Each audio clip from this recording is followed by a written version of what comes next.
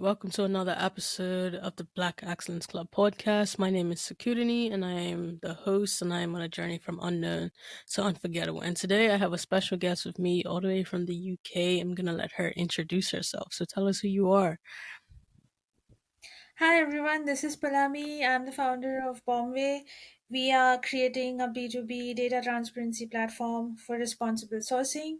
And I'm a solo female founder, woman of color, hustling. That's pretty much about me. And I actually hail from India, but I'm doing the startup in London. Okay, nice. Awesome. So let's talk about your background a bit and what got you to creating this company.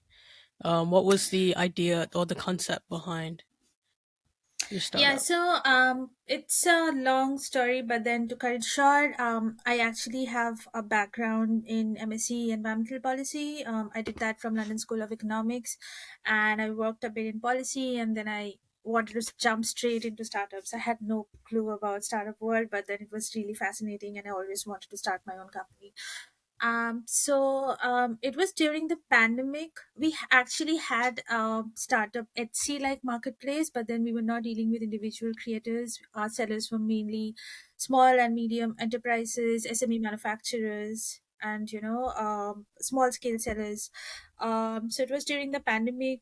Just before the pandemic, we were doing quite well.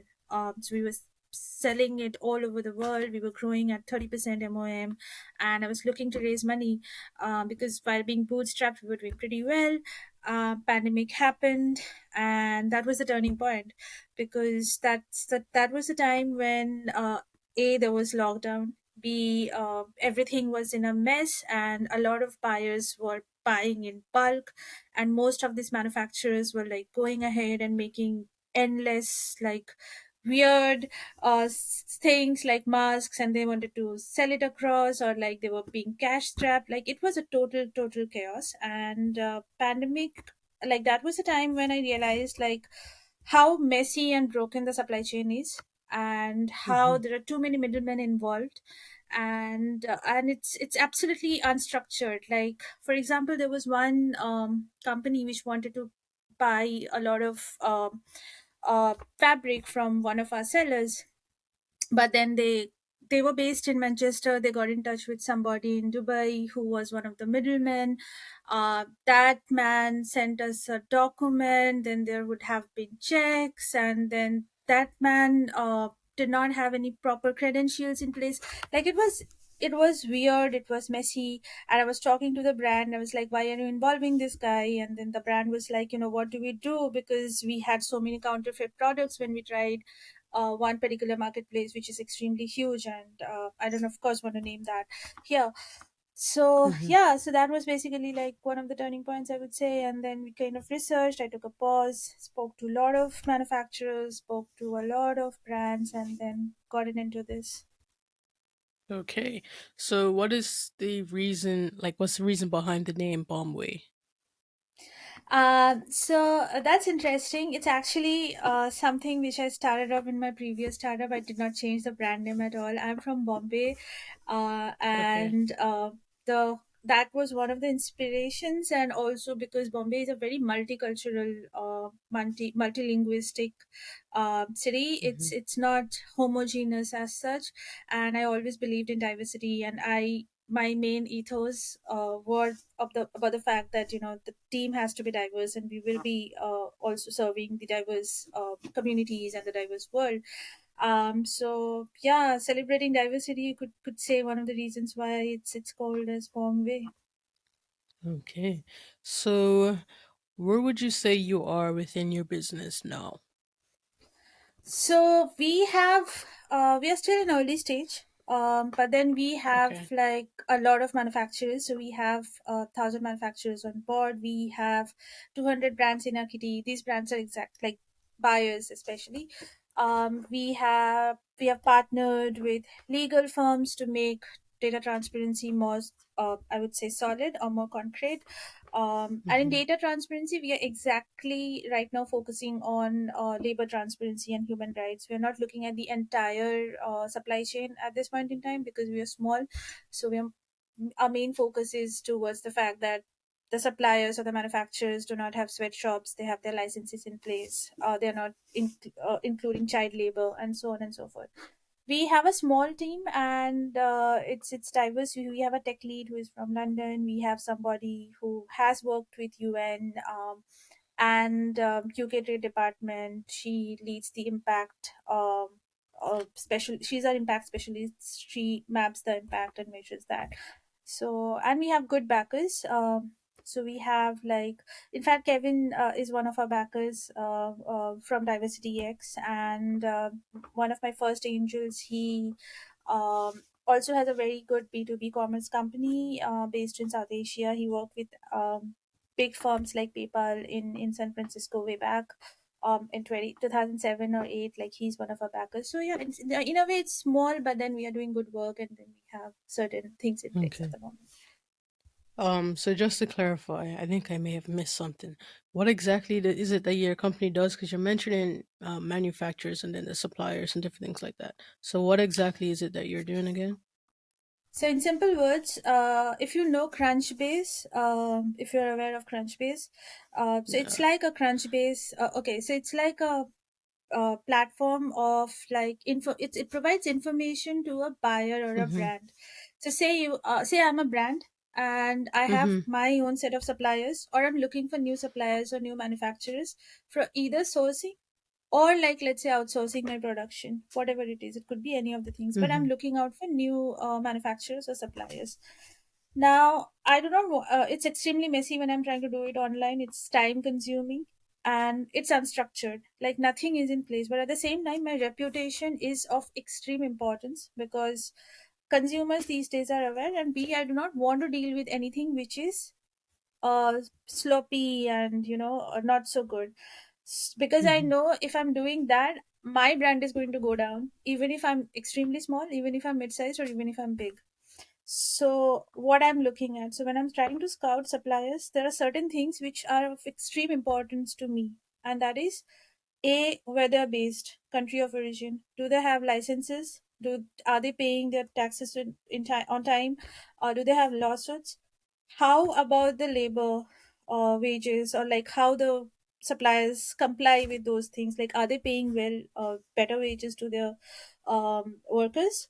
Do they have child laborers? Do they have sweatshops? Because if these people have that, I do not know, when I go ahead, tomorrow it's going to come back to bite me, and then I know I'm a dealing very, very unethically, b, my brand is not going to survive, and I'm going to go down, or, like, Right. there will be huge lawsuits which I do not want to be a part of. So as a brand, a, of course, I need supply chain management, and I want to look at those factors, and b, I want to see that, okay, fine, this manufacturer or the supplier has certain things in place, so that when I contact them, they get back to me, I source from them, and I am on the clear side of things. So that's what we are providing those information, and as well as contact them, like they can contact the manufacturers for the deals, or whatever the way they want to, like they can contact them over Okay, email.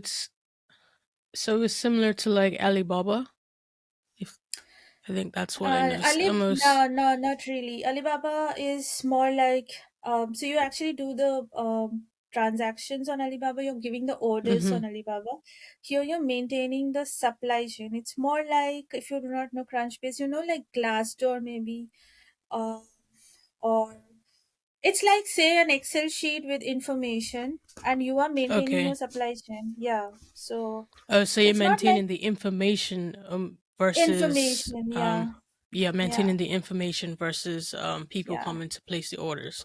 So I can come to Yeah. you as so myself as a clothing brand owner, I can come to you Hmm. and ask for recommendations of potential suppliers or manufacturers because you have Yeah, the and you can information and maintain. then I can y- okay. Yeah, and you can contact them, but then we are not taking any commission like how Alibaba does it. So we are not Mm, advertising your products, and then you are clicking on it, and then we are taking a commission out of it. That's not happening. You go ahead, you contact them. Of course, your products and categories are going to be mentioned there. We don't take a cut right. via commission. We are taking money on subscription. Basically, we are managing the suppliers for you, either your suppliers or new suppliers, whosoever you're contacting.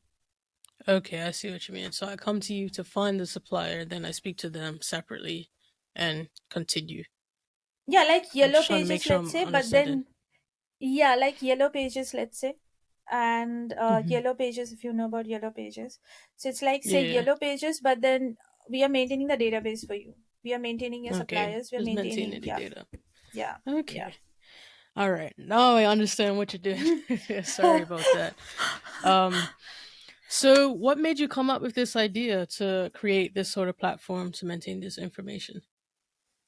They need it. So, I mean, I was talking to buyers and I realized like a lot of people are doing B2B commerce, and you need a lot of money to do that. And B2B commerce is like, there are so many competitors, it's clouded, but no one is solving this purpose, which is extremely important, which is Mm-hmm. supply chain transparency and maintaining the labor transparency issue, and that's one of the biggest uh, in fact biggest problem at the moment, because I as a brand or you as a brand do not want to deal with anything which is coming from unscrupulous sources. Mm-hmm. So we were like, okay, fine, since we are small we should go step by step. So there are some competitors who are doing carbon transparency. There are some competitors who are putting sustainability as whole and then trying to do too many things, but in its entirety. But the thing is that all of us are quite small at this point in time. I mean, some of them are in Mm-hmm. seed stage, series A, one or two.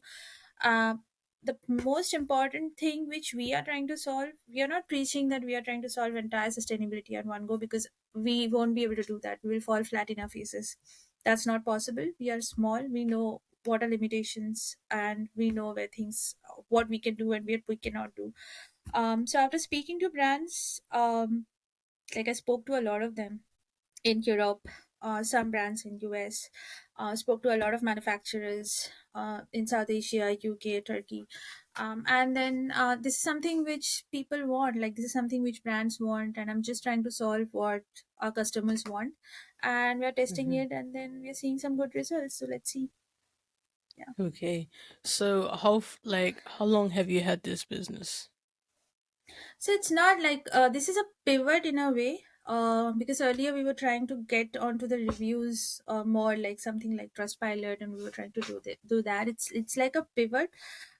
So Okay. I mean, in a way, in this business for not exactly a year, but 8 9 months. But that being said, dealing with suppliers and buyers and understanding their problems for like last 4 5 years. I kind of know what the problem points are because I've worked with SMEs, I've worked on manufacturing floors. So yeah, so it's not something extremely new, but yeah. Okay. Very nice. So how has it been to find funding for this project? Uh, so honestly, it's not easy. It has been quite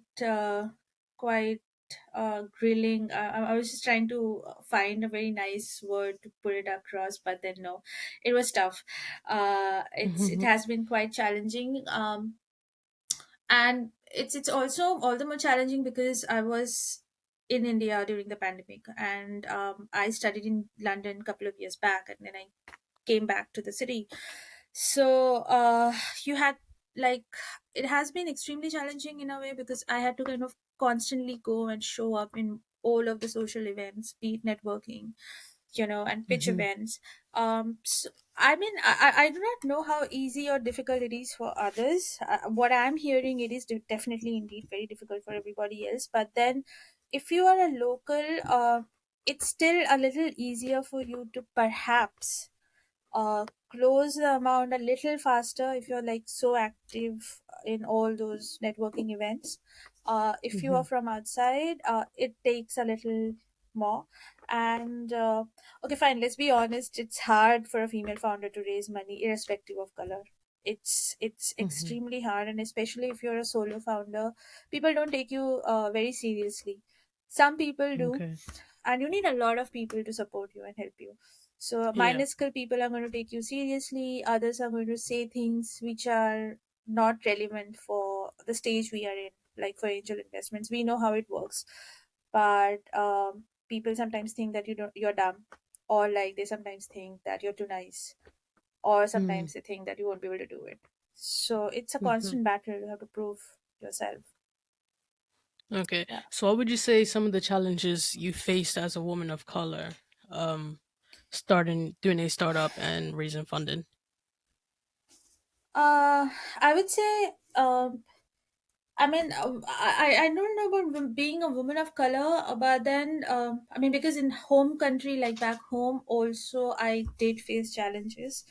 So Mm-hmm. different places have different biases. So when you're in your home country, the bias was more like I am female and I'm a non-techie and I'm not from uh, one of those premier engineering institutes back home. I Okay. did like bachelor's in science and then I was at LSE. LSE is good, but back home it was a little different.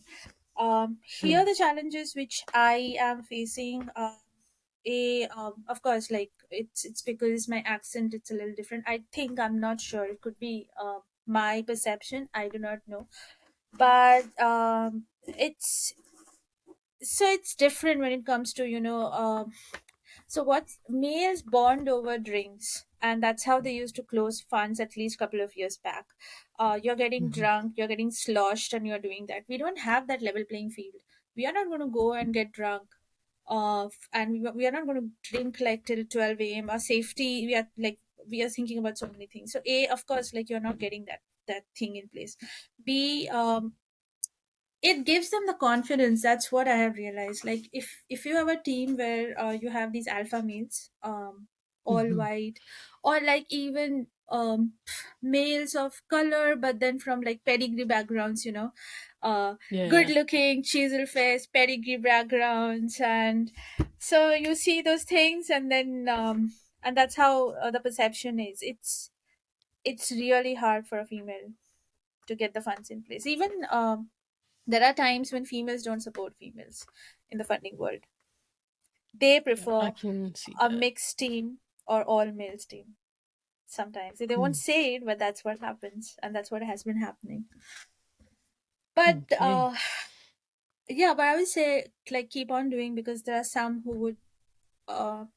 I mean, world has both nice and bad people, so keep doing it, and then somebody will join your journey. So yeah, it's challenging, but it's not impossible. Mm-hmm. Okay.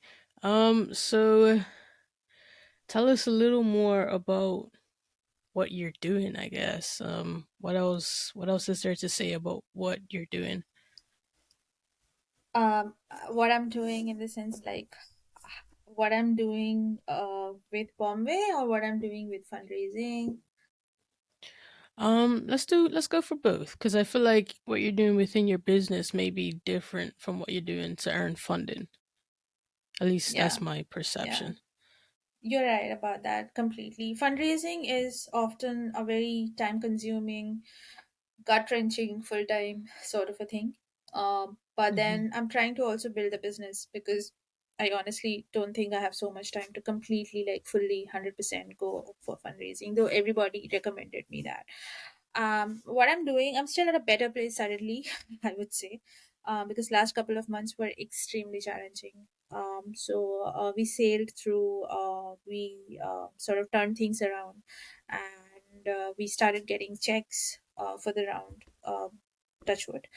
So as far as Bombay is concerned, right now my main focus points are couple of things, and one is team building. So I'm keen on creating a diverse team, as I keep on reiterating that, and that was one of the reasons why I am back in London. Um, and I'm doing that, and also community growth and business development. So I'm kind of trying to do too many things at the same time, which is my job, actually talking to too many people every day and trying to Hmm. get business partnerships and relationships in place, trying to grow the community and looking at the team. So these are my focus areas, and fundraising is happening by the side. I'm confident that hopefully in the next couple of months, 3 to 4 max, we'll be able to close the round, or at least like the threshold point that I have in mind, and then topping it up with VC. So that's what I'm aiming for at the moment. So fundraising is something Okay. which is a fuel to ensure the business goes on. Right. Yeah, yeah. So you spoke about a team. Like what was that process of realizing, okay, I can't do it on my own anymore and having to hire that first person? What did that look like for you? Um, you can't do everything by yourself, and Mhm. you need to find out things which you're good at and things which you're not good at. Like, you need to figure that out, like what you can do extremely well, what you cannot do extremely well. So you need to find somebody with complementary skill sets, and that was my major turning point, I would say again. And that's how I started looking for somebody, because I am good at product, but right now I'm also doing fundraising, and that's one of my. I am a salesperson at the end of the day if I'm the CEO. So I'm Okay. not only selling to the investors, I'm also selling to others. So that's what my job entails. So what do? I find out somebody who is going to be good with at least product and tech. And then I find somebody who is going to be good in measuring the impact, aligning the vision, finding out the long term goals, mapping it out, small term goals, long term goals in terms of impact. And I'm also looking for somebody who could, help us with community building, not immediately after closing some more money, I would say. Community building in terms of buyers, because I know what my limitations are, how much I can do, and you can never do it alone. So you need an army, and you need that support. Right. So that has been a process, Okay. but still learning, yeah. Every day is a learning opportunity. So what Yeah. would you say, like, how many people do you have on your team now?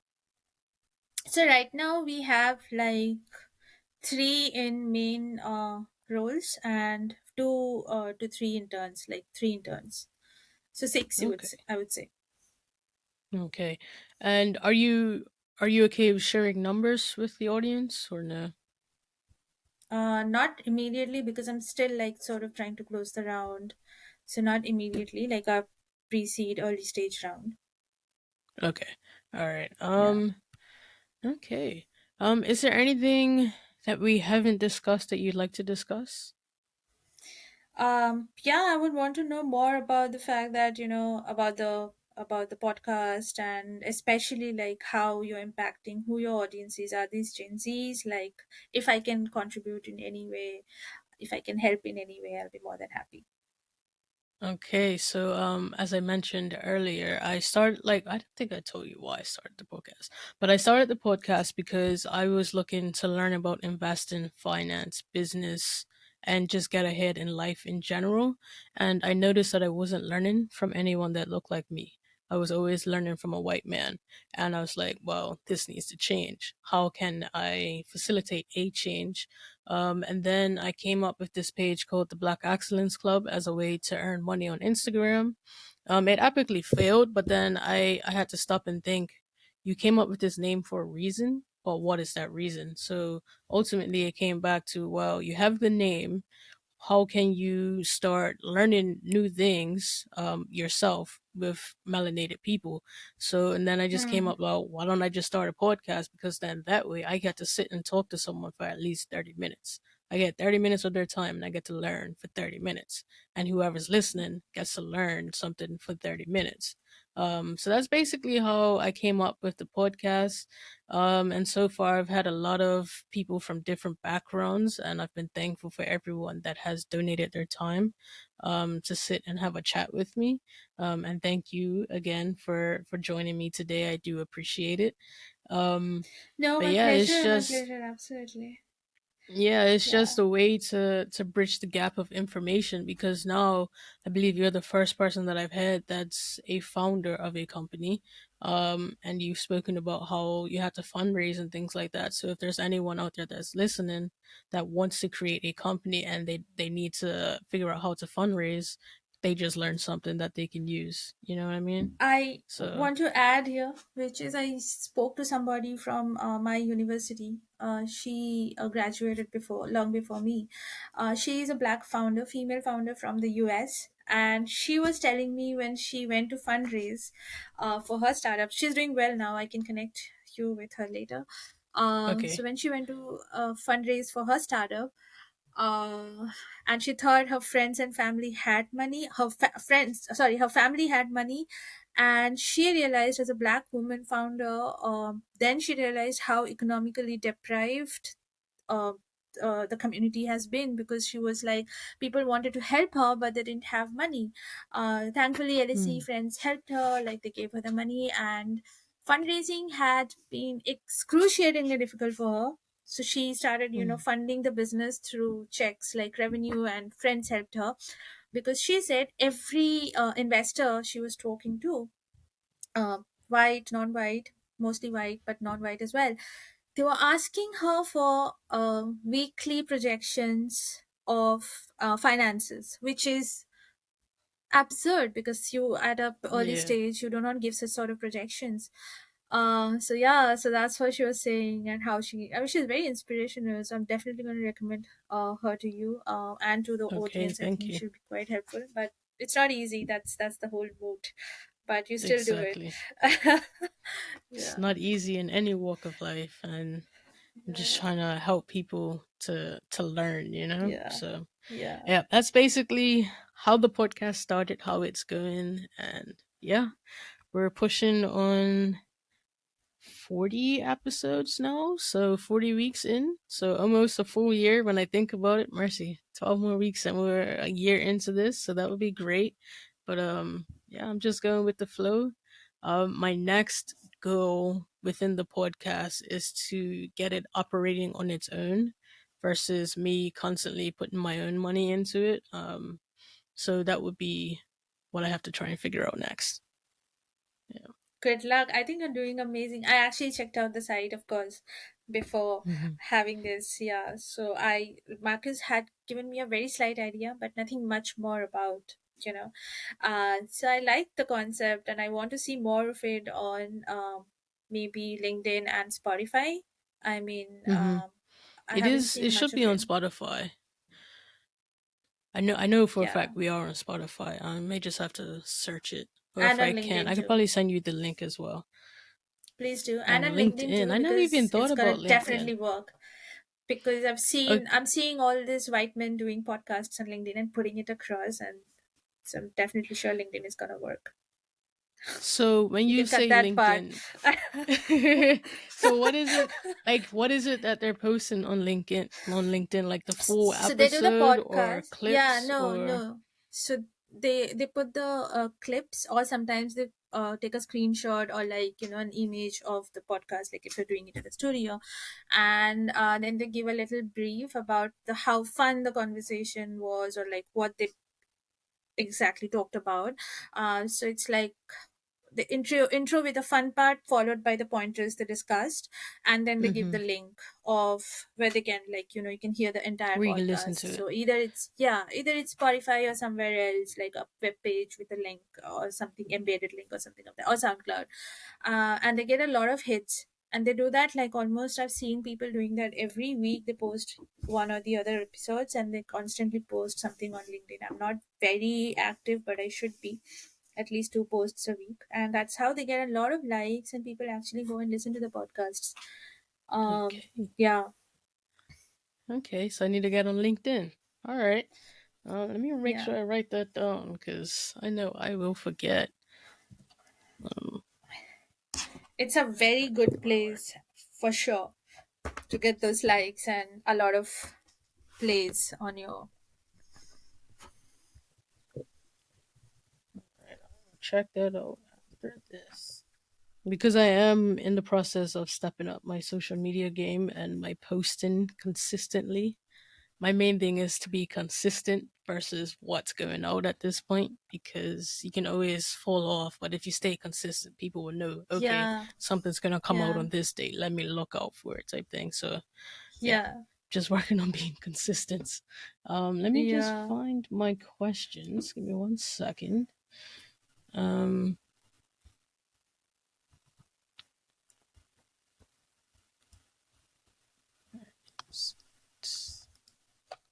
do you have any other questions for me prior to closing up? No, it's all right. I mean, you answered most of my Okay, questions before the recording and after that okay. also. And anything else that you want to share? Anything that we haven't covered that you wish to cover? Oh my goodness, I'm jumping on my words. Sorry. Can't think of right now anything, but I think I spoke about that female founder who very much inspired me when she Hmm. said like how difficult it was. So that's something which I feel is important. It's inspirational, and I like her attitude. She's always smiling, and she's killing it now. Okay. Yeah. All right. So these are the questions that I ask everyone in the closing parts of the episodes. And the first one is, what advice would you give to 18-year-old you about what you're doing now?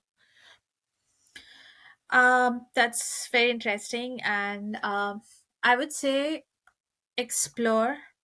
And it's okay, sometimes things don't work out the way you have planned it out at 18. I mean, as an 18-year-old, you probably wanted to do a PhD. It doesn't matter. And even if like some things are not going in place and it's a curvy road to success, that's okay. Just enjoy the journey and don't think about boys at all. They come and go. Don't waste your time on them. Definitely.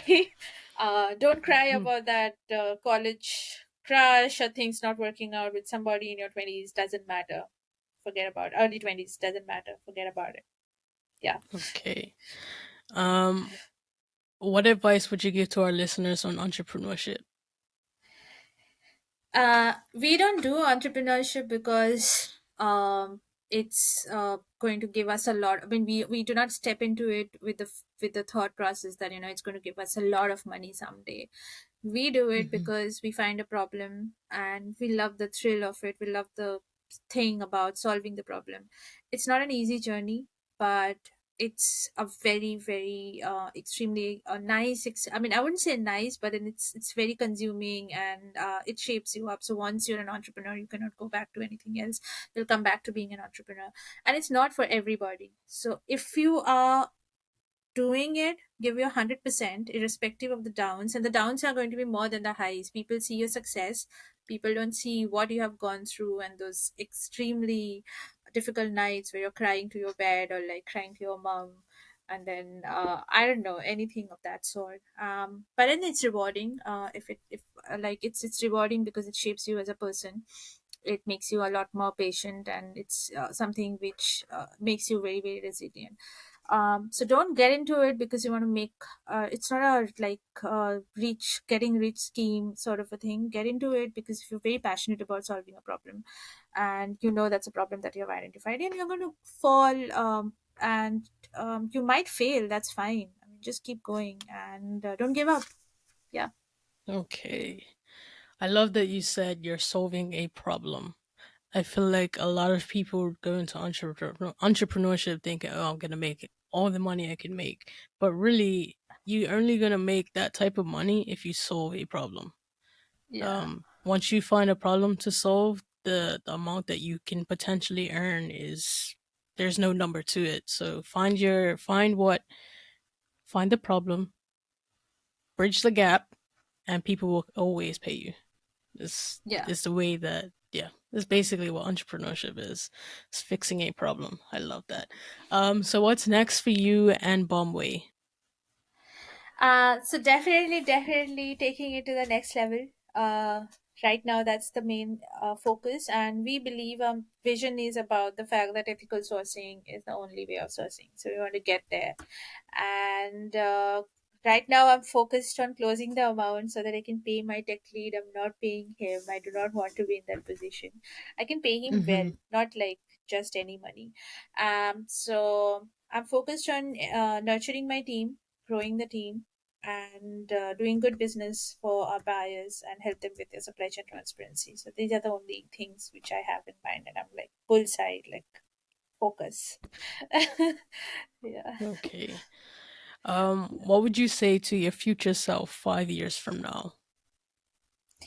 You did well. You did a lot. You're not giving yourself credit for the things you have done. It's a journey. You enjoy, take a pause, sometimes smell the roses, go out and travel also.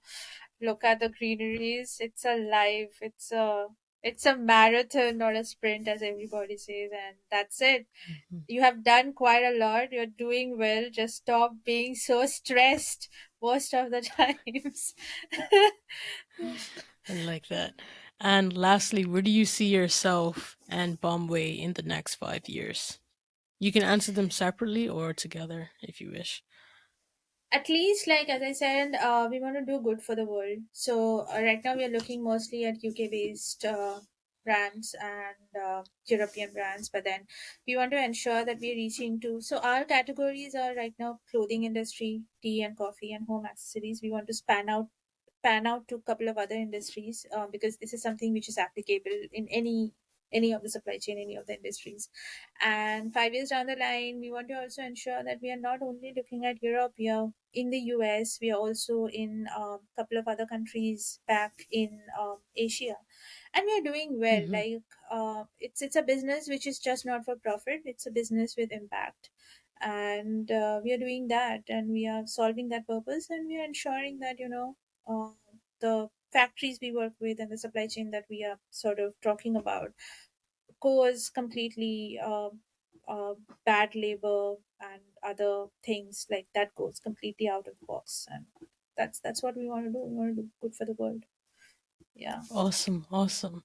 All right. Thank you, Poulami, for your time. I do appreciate you coming on for the Black Accents Club podcast. And my name is Sakudini. I'm on a journey from unknown to unforgettable. And just tell our listeners where they can find you before we hop off. You can look me up on Twitter. I'm active there. You can look me up on LinkedIn, but then LinkedIn means again you have to send me connect requests. So Twitter is fine, and it's Pulams29. That's my Twitter handle, and Okay. my LinkedIn is my complete name, so you can just find me there. Okay. Yeah. All right. Thank you again, Palami, for your time. I appreciate you for coming through. And that is another episode of the Black Excellence Club podcast. Thank you so much, Skudani. Like, am I pronouncing it right? Skudani? Sakudani. Sukudani, Sukudani. Thank you Yeah, so much, Sakudani. Sukudani. And thank you so much for your time and my pleasure. Thanks a lot.